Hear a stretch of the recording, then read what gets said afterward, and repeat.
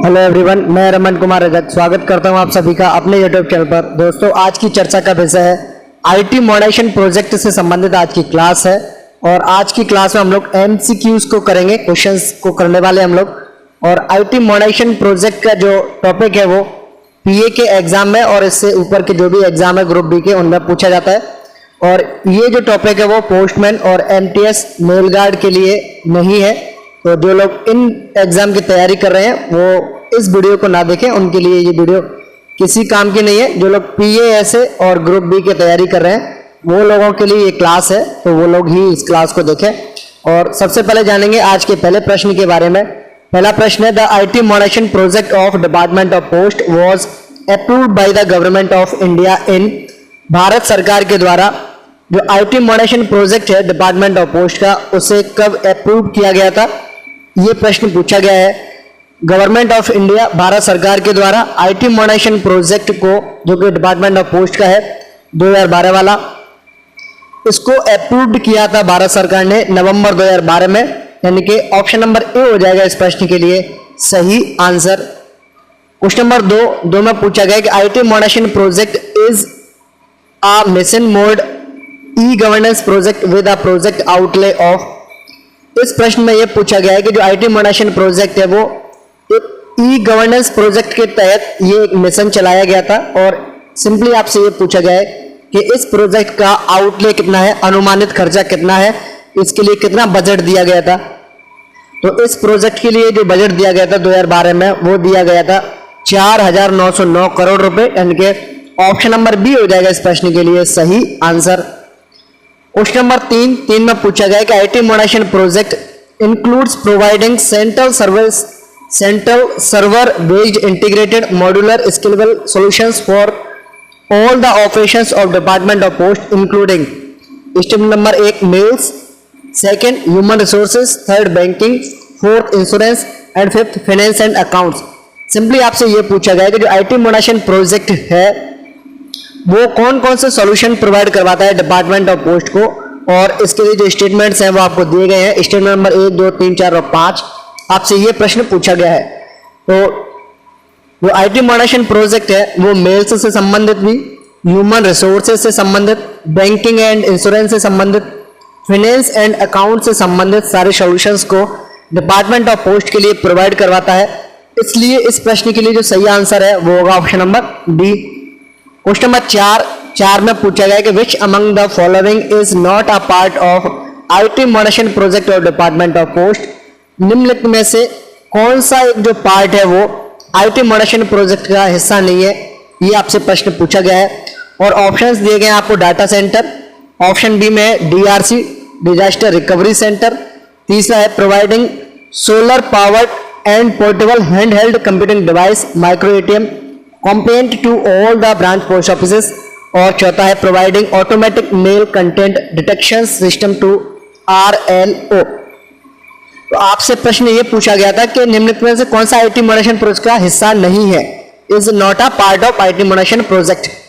तो जो डीसी है, डाटा सेंटर जिसे हम लोग बोलते हैं, या डीआरसी जिसे डिजास्टर रिकवरी सेंटर जिसे हम लोग बोलते हैं, ये दोनों आईटी मॉडर्नाइजेशन प्रोजेक्ट के हिस्सा हैं। और इस प्रश्न में पूछा गया कि कौन सा हिस्सा नहीं है, तो ए और बी ऑप्शंस इसके आंसर नहीं हो सकते हैं। ऑप्शन नंबर सी में है कि जो पोर्टेबल हैंड हेल्ड डिवाइसेस हैं, कंप्यूटिंग डिवाइसेस जिसे हम लोग बोलते हैं, जैसे ब्रांच पोस्ट ऑफिस के लिए क्या प्रोवाइड किया गया था, दर्पण डिवाइसेस प्रोवाइड की गई थी, जिसे हम लोग आरआईसीटी डिवाइस भी कहते हैं, हैंड हेल्ड डिवाइसेस भी जिसे हम लोग बोलते हैं, वो प्रोवाइड करवाई गई थी। तो ऑप्शन नंबर सी भी नहीं हो सकता है। तो बचा कौन सा, ऑप्शन नंबर डी इसका आंसर होगा। कि ऑप्शन नंबर डी में है कि जो एएमसी थी, automatic mail content detection system था आरएलओ के लिए, वो आईटी मॉडर्नाइजेशन प्रोजेक्ट का हिस्सा नहीं है। तो करेक्ट आंसर होगा इस प्रश्न के लिए option number D. Question number 5 में पूछा गया कि under IT modernisation project post offices have been interconnected using which type of networks. IT modernisation project के तहत जो पोस्ट ऑफिसेस हैं, डाकघर हैं, वो किस प्रकार के नेटवर्क के साथ में इंटरकनेक्टेड है, यानी कि जो आपस में कनेक्टेड है, वो नेटवर्क कौन सा है, उसका नाम क्या है, वो पूछा गया है। तो जो डिपार्टमेंट ऑफ पोस्ट है या जो पोस्ट ऑफिसेज हैं, आईटी मॉडर्नाइजेशन प्रोजेक्ट के तहत वो वैन का मतलब है वाइड एरिया नेटवर्क के तहत इंटरकनेक्टेड होती है। और आपसे प्रश्न ये भी पूछा जा सकता है कि MAN का पूरा नाम क्या है, जिसका नाम है मेट्रोपॉलिटन एरिया नेटवर्क। उसके बाद में WLAN का पूरा नाम क्या है, वायरलेस लोकल एरिया नेटवर्क। तीसरा हमारा जो सही आंसर है वो है वाइड एरिया नेटवर्क, और इसका जो फुल फॉर्म है वो है WLAN का फुल फॉर्म है वाइड एरिया नेटवर्क। और चौथा है PAN, जिसे हम लोग PAN के नाम से जानते हैं, पर्सनल एरिया नेटवर्क। तो प्रश्न के लिए सही आंसर होगा ऑप्शन नंबर सी, करेक्ट टिक लगाएंगे आप लोग इस पे। और इसके साथ साथ जो फुल फॉर्म्स है इनको भी आप लोग याद रखेंगे। क्वेश्चन नंबर 6 में पूछा गया which among the following is not an objective of the IT modernisation project 2012 of department of post. Simply आपसे क्या प्रश्न पूछा जा रहा है कि जो 2012 का IT मॉनेशन प्रोजेक्ट है डिपार्टमेंट ऑफ पोस्ट का, उसका निम्नलिखित में से कौन सा एक उद्देश्य नहीं है। आपसे यह प्रश्न पूछा जा रहा है कि ये जो ऑप्शंस है, आपको जो 4 ऑप्शंस दिए गए हैं, इनमें से 3 ऑप्शंस ऐसे हैं जो कि डिपार्टमेंट ऑफ पोस्ट का जो IT मॉनेशन प्रोजेक्ट है 2012 वाला, उसके उद्देश्य होंगे, और एक ऑप्शन ऐसा होगा जो कि IT मॉनेशन प्रोजेक्ट का उद्देश्य नहीं होगा। 1 बाय 1 ऑप्शन नंबर ए को देखेंगे। सबसे पहले ऑप्शन नंबर ए में improvement of the look and feel of all the post offices across the country. कि जो पूरे इंडिया में जो कंट्रीज, पूरे इंडिया में जो डाकघर है, पूरे इंडिया में जो डाकघर है, पूरे कंट्री में जो डाकघर है, पोस्ट ऑफिसेस हैं, उनको लुक एंड फील का जो इंप्रूवमेंट करने का जो काम है वो डिपार्टमेंट ऑफ पोस्ट के तहत जो IT मॉनेशन प्रोजेक्ट 2012 था, क्या उसका यही उद्देश्य है? तो इसका आंसर है नहीं, इसका उद्देश्य ये नहीं था। 2012 का जो IT मॉनेशन प्रोजेक्ट है उसका एक उद्देश्य ये नहीं था कि जो लुक एंड फील में जो इंप्रूवमेंट होना चाहिए सभी डाकघरों में, पूरे इंडिया के डाकघर है, वो इसका उद्देश्य नहीं था। तो आपको आंसर आपका मिल गया ऑप्शन नंबर ए। नेक्स्ट ऑप्शंस को हम लोग ट्राई करते हैं, और ऑप्शन नंबर बी में है मॉडर्नाइजेशन एंड कंप्यूटराइजेशन, आधुनिकीकरण और कंप्यूटरीकृत करना है किनको? All non computerise post office, ऐसी डाकघर जो कि नॉन कंप्यूटराइज है, जो कि कंप्यूटरीकृत नहीं है, उन सभी ऑफिसेस को, चाहे वो विलेज में ब्रांच पोस्ट ऑफिसेज हो या मेल ऑफिसेज हो या प्रशासनिक या अदर ऑफिसेज को कंप्यूटराइज करने का जो काम है, मॉडर्नाइज करने का जो काम है, वो एक उद्देश्य है IT मॉनेशन प्रोजेक्ट का। आपसे पूछा जाता है कि which among the following is an objective, यहां आपसे पूछा गया नॉट। अगर ये नहीं होता प्रश्न में और बाकी के जो 3 ऑप्शंस थे वो इसके उद्देश्य नहीं होते, तो आप लोग इसका आंसर ये लगाते। क्यों? क्योंकि IT मॉनेशन प्रोजेक्ट 2012 का जो उद्देश्य है वो ये भी है कि सभी ऑफिसेज, चाहे वो BOs हो, मेल ऑफिसेज हो, प्रशासनिक ऑफिसेज हो, उन सभी को आधुनिकीकरण करना है, उनका कंप्यूटरीकरण करना है, सभी को कंप्यूटराइज करने का जो काम है वो IT मॉनेशन प्रोजेक्ट 2012 का एक उद्देश्य है। ऑप्शन नंबर सी में creation of a rural information and communication technologies infrastructures, यानी कि जो रूरल में जो ICT है, इंफॉर्मेशन एंड कम्युनिकेशन टेक्नोलॉजी का जो इंफ्रास्ट्रक्चर है, उसको क्रिएट करने का उद्देश्य भी IT मॉनेशन प्रोजेक्ट का है। तो ये भी इसका सही आंसर है। ऑप्शन नंबर डी में development of scalable integrated and modular software covering all the operations of department of post, यानी कि ऐसे सॉफ्टवेयर हमें बनाने हैं जो कि एक ही सॉफ्टवेयर से लगभग सारा काम हो जाए, और जो ऑपरेशंस डिपार्टमेंट ऑफ पोस्ट में होते हैं, जो भी कार्य होता है, वो सभी लगभग एक ही या एक से ज्यादा मिनिमम सॉफ्टवेयर्स में काम हो जाए, ये भी एक उद्देश्य था। और आपसे पूछा गया था क्या एक उद्देश्य नहीं है, तो आपको आंसर करना है ऑप्शन नंबर ए। बाकी के जो 3 ऑप्शंस हैं वो IT मॉनेशन प्रोजेक्ट 2012 के उद्देश्य है। क्वेश्चन नंबर 7 में पूछा गया कि IT modernisation project of department of post has how many segments. जो IT मॉनेशन प्रोजेक्ट है डिपार्टमेंट ऑफ पोस्ट का, उसको कितने सेगमेंट्स में बांटा गया था, उसको कितने स्लोज में बांटा गया था, ये आपसे प्रश्न पूछा गया है। तो IT modernisation project department of post 2012 को 8 सेगमेंट्स में या 8 स्लोज में बांटा गया था। ऑप्शन नंबर सी हो जाएगा इस प्रश्न के लिए सही आंसर। क्वेश्चन नंबर 8 में पूछा गया expand DCF in terms of IT modernisation project. IT modernisation project के संबंध में DCF वर्ड का पूरा नाम क्या है? तो DCF का फुल फॉर्म की बात करें, डीसीएफ का पूरा नाम की बात करें या डीसीएफ को एक्सपेंड करने की बात करें तो आईटी मॉडर्नाइजेशन प्रोजेक्ट के संदर्भ में इसका जो आंसर है वो है data centre facility. Option number C हो जाएगा इस प्रश्न के लिए सही आंसर। क्वेश्चन नंबर 9 में पूछा गया which among the following is or are not a segment of IT modernisation project. निम्नलिखित में से कौन सा एक या एक से ज्यादा आईटी मॉडर्नाइजेशन प्रोजेक्ट के सेगमेंट नहीं है। स्टेटमेंट नंबर 1 में है प्रोजेक्ट एरो, सेकंड में है एमएनओपी मेल नेटवर्क ऑप्टिमाइजेशन प्रोजेक्ट, तीसरा है एमओएच मेल ऑपरेशंस हार्डवेयर, चौथा है दर्पण, पांचवा है चेंज मैनेजमेंट जो शॉर्ट में सीएम बोलते हैं, और छठवा है आरएच रूरल हार्डवेयर। तो आपको यह बताना है कि निम्नलिखित में से ये जो सेगमेंट आपको जो स्टेटमेंट दिए गए थे 6 तक, इनमें से कौन से ऐसे सेगमेंट है एक या एक से ज्यादा जो कि आईटी मॉडर्नाइजेशन प्रोजेक्ट के हिस्सा नहीं है।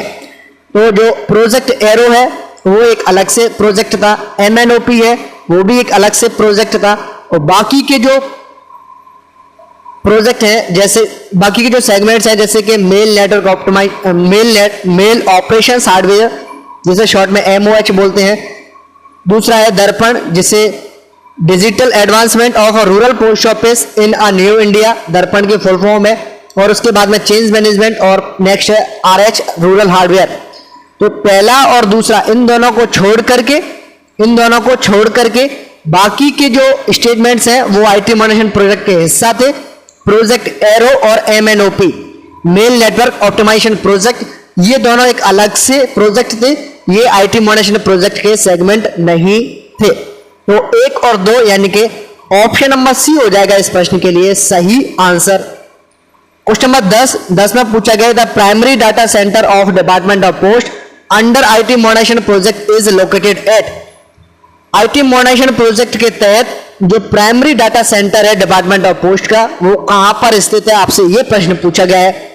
तो जो प्राइमरी डाटा सेंटर है जिसे डीसी के नाम से भी हम लोग जानते हैं, डाटा सेंटर के नाम से भी जानते हैं, primary data centre department of post का वो कहां पर स्थित है, आपसे यह प्रश्न पूछा गया है, और वो स्थित था नवी मुंबई में स्थित है। ऑप्शन नंबर बी हो जाएगा इस प्रश्न के लिए सही आंसर। क्वेश्चन नंबर 11 में पूछा गया कि the primary data centre of department of post is operational from, यानी कि जो प्राइमरी डाटा सेंटर है डिपार्टमेंट ऑफ पोस्ट का वो कब से कार्य कर रहा है, वो कब से कार्यरत है, वो कब से प्रचालनरत है, ये आपसे प्रश्न पूछा गया है। तो 3 अप्रैल 2013 से primary data centre department of post का कार्य कर रहा है, इसलिए इस प्रश्न के लिए सही आंसर होगा वो option number D. Question number 12 में पूछा गया कि द डिजास्टर रिकवरी सेंटर जो शॉर्ट में डीआरसी के नाम से भी जानते हैं, disaster recovery centre has been operationalised at Mysore on. इस प्रश्न में ही 2 आंसर है, पहला है डीआरसी की full form disaster recovery centre, दूसरा आंसर डीआरसी कहां पर स्थित है, मैसूर में स्थित है। और प्रश्न आपसे यह पूछा गया कि जो डीआरसी है जो कि मैसूर में काम कर रहा है वो कब से काम कर रहा है, कब से प्रचालनरत है, कब से कार्यरत है, ये आपसे प्रश्न पूछा गया है। तो 15 मई 2015 से DRC disaster recovery centre Mysore में काम कर रहा है। ऑप्शन नंबर सी हो जाएगा इस प्रश्न के लिए सही आंसर। क्वेश्चन नंबर 13 में पूछा गया कि the disaster recovery centre of department of post is located eight. इस प्रश्न का आंसर हम लोग पहले ही जान चुके हैं कि डीआरसी जो कि डिपार्टमेंट ऑफ पोस्ट का है वो कहां पर स्थित है। तो disaster recovery centre department of post का कहां पर स्थित है, अभी आप पीछे देख के आए हैं, और आंसर है आपका मैसूर। ऑप्शन नंबर डी हो जाएगा इस प्रश्न के लिए सही आंसर। क्वेश्चन नंबर 14 में है कि इंटरनेट बैंकिंग सर्विसेज जिसे हम लोग ई बैंकिंग के नाम से भी जानते हैं have been made available for POSB customers from. Post office के जो सेविंग बैंक्स के जो अकाउंट्स है जैसे आरडीएसबी और जो अन्य अकाउंट्स हैं उनके लिए ई बैंकिंग की जो सुविधा है, इंटरनेट बैंकिंग सर्विसेज जैसे हम लोग बोलते हैं, वो कस्टमर्स के लिए कब से उपलब्ध है, ये प्रश्न आपसे पूछा गया है। तो ई बैंकिंग की सुविधा पीओएसबी कस्टमर्स के लिए 14 दिसंबर 2018 से उपलब्ध है, इसलिए इस प्रश्न के लिए जो सही आंसर होगा वो होगा option number A. Question number 15 में पूछा गया कि through the e banking facility POSB account holders can make deposits into which among the following from their POSB saving accounts. जो ई बैंकिंग की जो फैसिलिटी है पीओएसबी अकाउंट होल्डर्स के लिए, जिसमें वो डिपॉजिट कर सकते हैं अपने कौन कौन से अकाउंट्स में, पीओएसबी अकाउंट्स में। तो आपसे ये पूछा गया है कि वो कौन कौन से पीओएसबी अकाउंट्स हैं जिनमें ई बैंकिंग फैसिलिटी को यूज करते हुए कोई भी कस्टमर डिपॉजिट्स कर सकता है। प्रश्न को फिर से रिपीट करता हूं कि जो पीओएसबी के जो स्कीम्स है, पीओएसबी जो स्कीम है उसके अंतर्गत आने वाले जो अकाउंट्स हैं, उनमें से किन अकाउंट्स में ई बैंकिंग फैसिलिटी को यूज करते हुए कोई भी कस्टमर्स डिपॉजिट्स कर सकता है। और पहला स्टेटमेंट आरडी, दूसरा पीपीएफ अकाउंट, तीसरा टीडी अकाउंट, चौथा एसएसवाई सुकन्या समृद्धि योजना या अकाउंट्स। तो इनमें से किस स्कीम में पीओएसबी के जो अकाउंट होल्डर्स हैं वो ई बैंकिंग फैसिलिटीज को यूज करते हुए अपना पैसा जमा कर सकते हैं, आपसे यह प्रश्न पूछा गया है। और इस प्रश्न के लिए जो सही आंसर होगा वो है, एक तो पीपीएफ अकाउंट है, दूसरा है सुकन्या एसएसए सुकन्या समृद्धि अकाउंट्स में कोई भी कस्टमर ई बैंकिंग फैसिलिटीज को यूज करते हुए अपने पैसे डिपॉजिट्स कर सकता है। यानी कि only second and fourth option number C हो जाएगा इस प्रश्न के लिए सही आंसर। क्वेश्चन नंबर 16 में पूछा गया mobile banking facility has been offered to POSB customers with effect from. अगर आपको शॉर्ट में ये शब्द लिखे हुए मिलते हैं WEF, इसका मतलब है विद इफेक्ट फ्रॉम, और इसका हिंदी में अर्थ होता है कब से प्रभावी है। यानी कि कब से वो कोई भी स्कीम हो या कोई भी सुविधा हो, कोई भी सर्विस हो, कोई भी प्रोडक्ट हो, वो कब से उपलब्ध है या कोई भी चीज कब से कार्य कर रही है, इसका मतलब ही यही होता है विद इफेक्ट फ्रॉम, जिसको शॉर्ट में WEF बोलते हैं। कई बार आपको रुपीज के सामने INR लिखा हुआ मिलता है, जिसका पूरा नाम क्या है, फुल फॉर्म है इंडियन रुपीज। तो आप लोग इन वर्ड्स को याद रखेंगे। और नेक्स्ट प्रश्न आपसे यह पूछा गया था कि मोबाइल बैंकिंग फैसिलिटीज कब से ऑफर्ड की जा रही है पीओएसबी कस्टमर्स के लिए। जो पीओएसबी के जो कस्टमर्स हैं, ग्राहक हैं, उनके लिए मोबाइल बैंकिंग सुविधा कब से उपलब्ध है। तो इस प्रश्न के लिए सही आंसर है वो है 15 अक्टूबर 2019। 15 अक्टूबर 2019 से सभी पीओएसबी कस्टमर्स के लिए मोबाइल बैंकिंग फैसिलिटीज उपलब्ध है। क्वेश्चन नंबर 17 में पूछा गया कि postal life insurance PLI services are provided through. PLI की जो सर्विसेज हैं, पोस्टल लाइफ इंश्योरेंस की जो सर्विसेज हैं, वो किन के द्वारा प्रोवाइड करवाई जा रही है। Option number A core system integrator, option number B Darpan digital advancement of a rural post office for a new India, और option number C core insurance solution. इस प्रश्न के लिए जो सही आंसर है वो होगा ऑप्शन नंबर डी कि जो PLI की सर्विसेज हैं वो CSI, CIS और दर्पण तीनों ही माध्यम से उपलब्ध करवाई जाती हैं, इसलिए इस प्रश्न के लिए सही आंसर होगा वो होगा option number D. Question number 18 में पूछा गया कि through CSI the department of post has digitalised. CSI के माध्यम से डिपार्टमेंट ऑफ पोस्ट ने किसका डिजिटलीकरण किया है, यह प्रश्न आपसे पूछा गया है। और इस प्रश्न के लिए पहला ऑप्शन है पोस्टल्स मेल्स एंड काउंटर ऑपरेशंस, यानी कि जो पोस्टल का जो काम है, मेल का जो काम है, काउंटर ऑपरेशन का जो काम है, क्या उसको डिजिटलीकरण किया है। Option number B finance and accounts को क्या डिजिटलीकरण किया है, और option number C HR human resources management functions को क्या CSI के माध्यम से डिजिटलीकरण किया गया है। तो इस प्रश्न के लिए सही आंसर है वो होगा option number A, B, C postal mails and counter operations के साथ साथ फाइनेंस एंड अकाउंट्स और ह्यूमन रिसोर्सेज मैनेजमेंट फंक्शंस को CSI के माध्यम से डिजिटलीकरण किया गया है, इसलिए इस प्रश्न के लिए सही आंसर होगा वो होगा option number D. Question number 19 में पूछा गया कि under core system integrator CSI segment department of post has digitalised the finance and accounts human and resources management functions of the department of post on the online using which platform, किस platform को use करते हुए CSI के माध्यम से department of post ने finance and accounts human resources management functions को online किया है।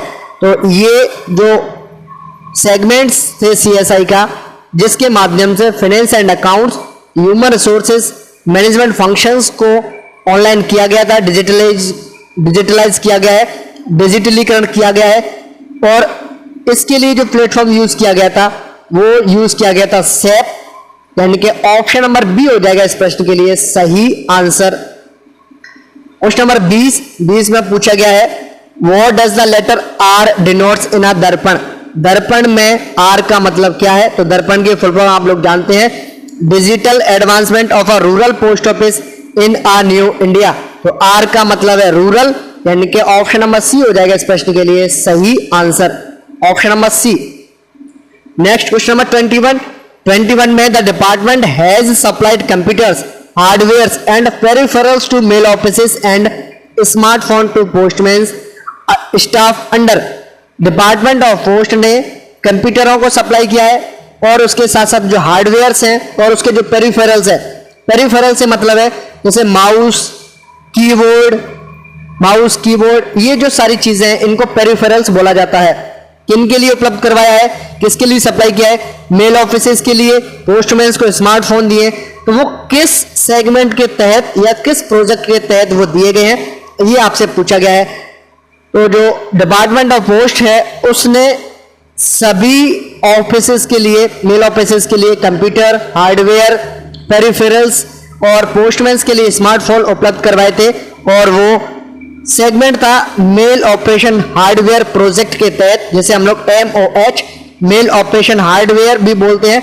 MOH प्रोजेक्ट के तहत सभी पोस्टमैन के लिए स्मार्टफोन्स, मेल ऑफिसेस के लिए कंप्यूटर्स, हार्डवेयर एंड पेरिफेरल्स को उपलब्ध करवाया था। ऑप्शन नंबर डी हो जाएगा इस प्रश्न के लिए सही आंसर। क्वेश्चन नंबर 22 में पूछा गया विच segment of IT project 2012 various trainings workshops to prepare all the employees of the department including GDS to enable them to function effectively were conducted। IT monitoring project का कौन सा segment है जो कि सभी एम्प्लॉइज जिसमें GDS भी शामिल है उनको ट्रेनिंग्स भी करवाता है, उनके लिए वर्कशॉप प्रिपेयर करता है, जिससे वो जो एनवायरनमेंट है, IT का जो एनवायरनमेंट है, डिजिटलीकरण का जो एनवायरनमेंट है उसमें सही तरीके से काम कर सकें। इस संबंध में कौन सा सेगमेंट कार्य करता है? तो इसके लिए जो सेगमेंट है वो है चेंज मैनेजमेंट, यानी कि ऑप्शन नंबर बी हो जाएगा इस प्रश्न के लिए सही आंसर। चेंज मैनेजमेंट के तहत, चेंज मैनेजमेंट जो सेगमेंट IT मॉनिटरिंग प्रोजेक्ट 2012 का, उसके तहत सभी एम्प्लॉइज के लिए GDS सहित उनके लिए ट्रेनिंग्स, वर्कशॉप तैयार किया जाता है, जिससे वो लोग IT के जो एनवायरनमेंट है, कंप्यूटरीकरण जो किया गया है, डिजिटलाइजेशन जो किया गया है, उसके तहत वो कार्य कर सके। क्वेश्चन नंबर 23 में पूछा गया दर्पण स्टैंड्स फॉर। दर्पण का पूरा नाम क्या है? दर्पण की फुल फॉर्म क्या है? दर्पण की फुल फॉर्म है digital advancement of rural post office for a new India, यानी कि ऑप्शन नंबर सी हो जाएगा इस प्रश्न के लिए सही answer, digital advancement of rural post office for a new India. Option number C हो जाएगा इस प्रश्न के लिए सही आंसर। क्वेश्चन नंबर 24 में पूछा गया the change management segment of IT monitoring project has been completed in the year.